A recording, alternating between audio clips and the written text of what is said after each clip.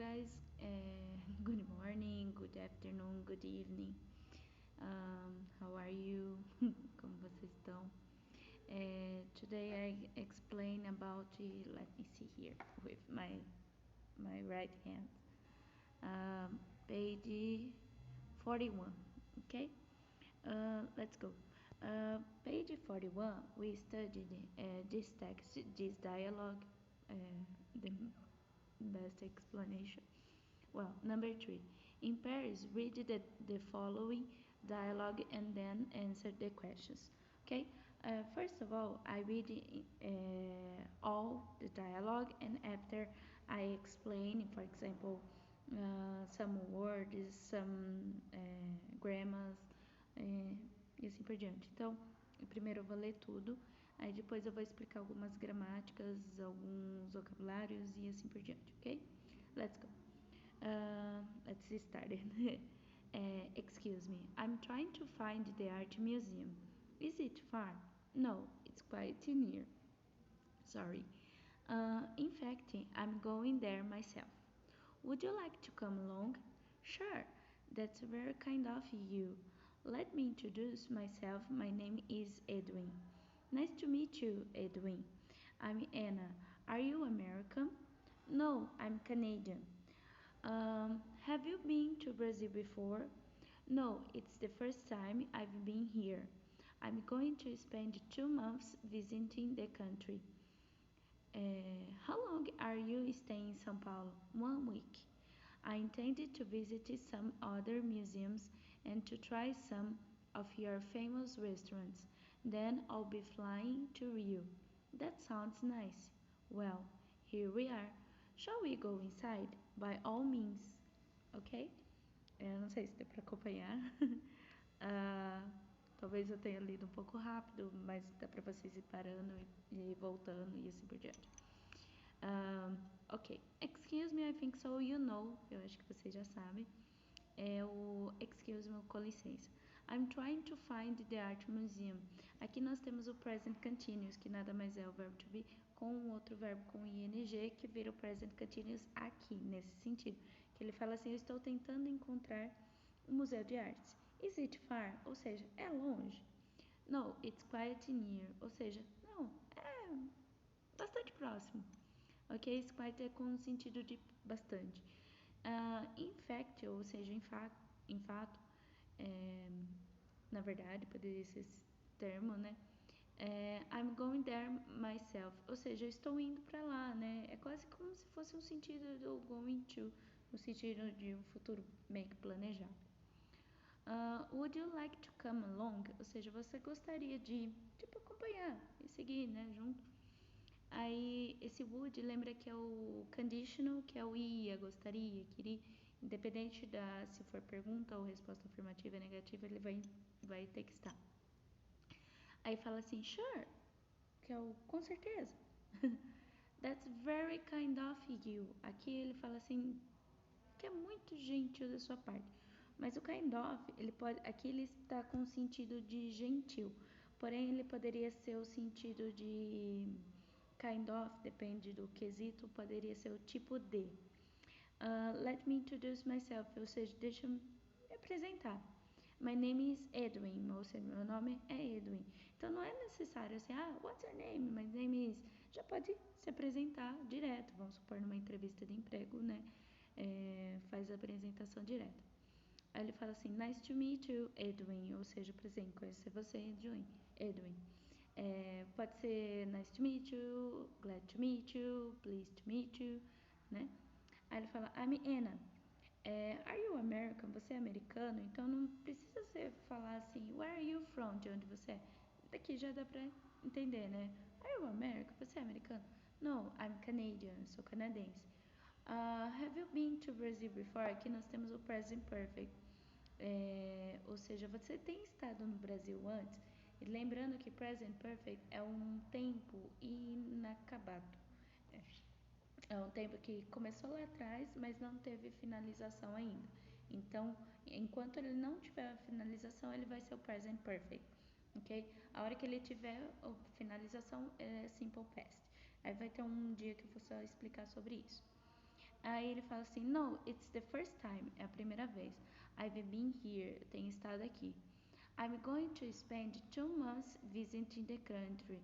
Ou seja, esse going to é o futuro planejado, igual eu falei. Porque nós temos o futuro que é o will, mas nós temos o outro futuro que é o going to, que a gente até fala que é going to, que é o famoso verbo to be, que é o am, is, are, com o going to e o outro verbo no infinitivo. No caso aqui, going to spend. 2 months visiting, ou seja, 2 meses visitando the country, que é o país. Nós falamos meio que errado, né? Quando a gente, pouco antes de aprender inglês, a gente costuma falar country, mas não é.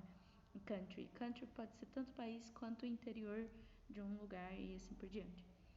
Aí ele fala assim: How long are you staying in São Paulo? Sorry, desculpa. How long are you staying in São Paulo? Quanto tempo você estará em São Paulo, você ficará em São Paulo. Então, dependendo do quesito do entendimento da frase, pode ser o present continuous, que é o presente contínuo, aquela coisa que está em andamento ali, ou algo que é um futuro. Ou seja, por quanto tempo. Porque fica estranho, eu vou perguntar para alguém: por quanto tempo você está ficando em São Paulo? Talvez não é tão estranho assim, mas é o sentido mais do futuro. Aí fala 1 week. Em vez de eu falar assim, I'm staying em São Paulo 1 week, já vai direto, 1 week. Em uma conversação, isso, that's okay. Tudo bem. O duro é quando for, vamos supor, responder alguma questão em alguma prova, e assim por diante, tem que tomar um certo cuidado e seguir a gramática em si. I intend to visit some other museums and to try some of your famous restaurants.